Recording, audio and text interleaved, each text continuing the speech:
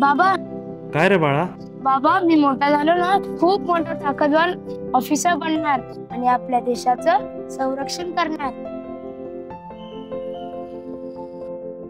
मुलगा मोठा होतोय, पण ह्या बदलत्या जगात योग्य संस्कारांशिवाय त्याचे उज्ज्वल भवितव्य कसे घडेल?